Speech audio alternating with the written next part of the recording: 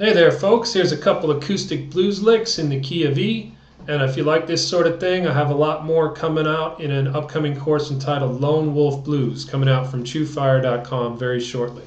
So without further ado, let me play through these two licks and then I'll break down what's happening in each. Here we go. 1, 2, 1, 2, 3, 4.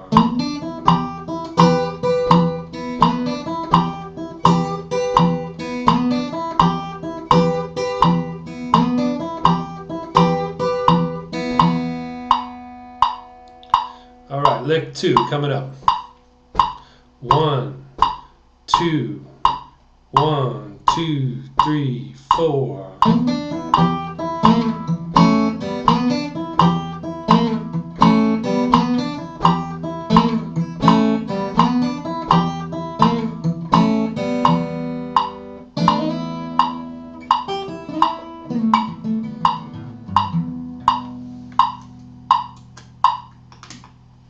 All right, cool. So when I was learning this style, I always found it useful at first to pick apart what's happening on the melody notes versus the bass notes, because the idea here is to learn how to keep the bass notes thumping while interesting things are happening on the melody, independent, so developing independence of the right hand. So with that being the goal, I think it's always useful for me, at least, to break out the melody portion first. So let me do that, and then we'll put it together with the bass notes. One thing to note beforehand is that palm muting. The bass notes are all getting this thudded treatment by laying your palm on the bridge here like this lightly. Different sounds like this when you're not palm muting versus. Okay. So that's one key thing. And then as far as your right hand, typically I at least use my index finger on the G string, my middle finger on the B, and my ring finger on the high E. And it sort of getting into that habit is a good habit to develop, at least for me. That's how I learned this style. So passing that along to you. So here's the first lick, just the melody portion, no bass notes. Sliding into the 4th fret of the G string with your middle finger, picking up the 3rd fret of the B with your index finger, and then open E. That's the first lick. Then we have a bend, slight bend. It's almost like a vibrato kind of thing. It's really slight, not even a quarter step bend, but it's just just a little something to give it a little sound, So I would think of it as a bend, like a little quarter step bend, but it's really hard to bend that note, so don't get hung up on it, that's all. So sliding in, 4th fret of the G, 3rd fret of the B, open high E, then slight bend on the 3rd fret of the high E, then open. Then we have this little double stop thing up on the 7th fret of the high E and the 8th fret of the B.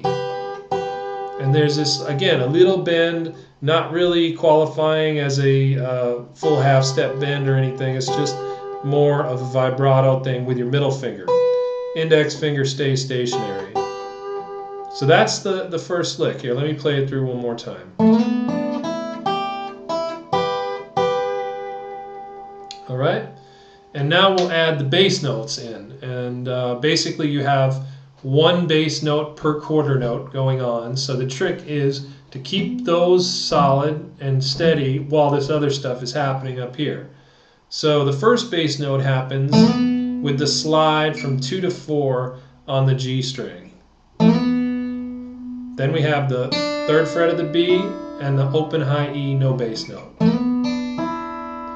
Then the next bass note happens on the 3rd fret of the high E with that little bend, and then open high E, no bass note. So let's go through the first two moves.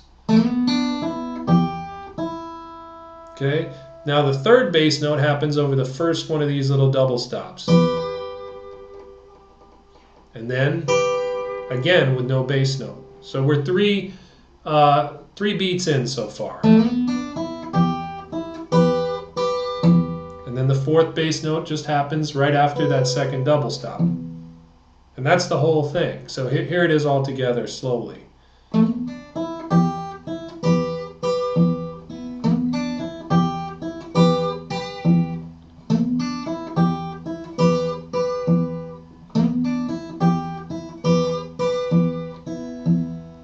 Okay, so that's the first lick. Work on that, get that together before moving on to the second one, because it's a little more challenging. So here comes the second one. It starts the same. We'll pick apart the melody first, and then we'll get into the bass notes with it. So starts with a slide, just same as the first lick. Slide to the 4th fret, 3rd fret of the B, open high E, and 3rd fret of the high E to an open high E. All right, so that's all the same. And then where it's different is we have this move here, which is a slide and a pull-off, all happening, beginning on the 2nd fret of the G string. So let me play it for you. So what's happening is we're sliding up from the 2nd to the 3rd fret, then back, then pulling off, and then grabbing the 2nd fret of the D string. So here's the 3 moves we have so far. Okay, and then the last move is a picking the 2nd fret of the G and the B with your middle finger, and then open. So here's the whole thing.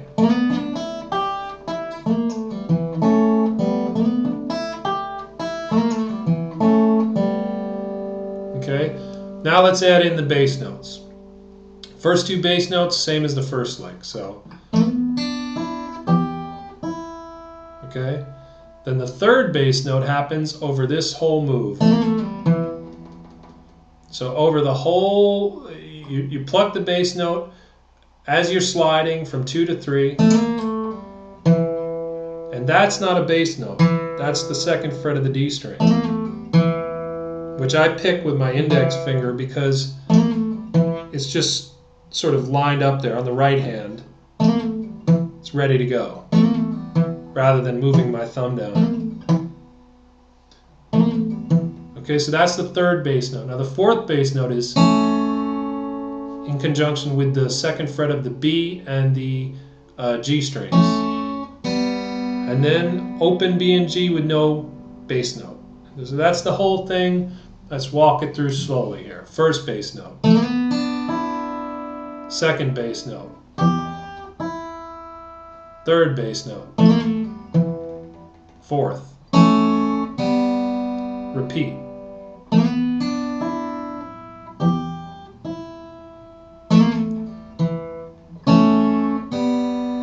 Now in time.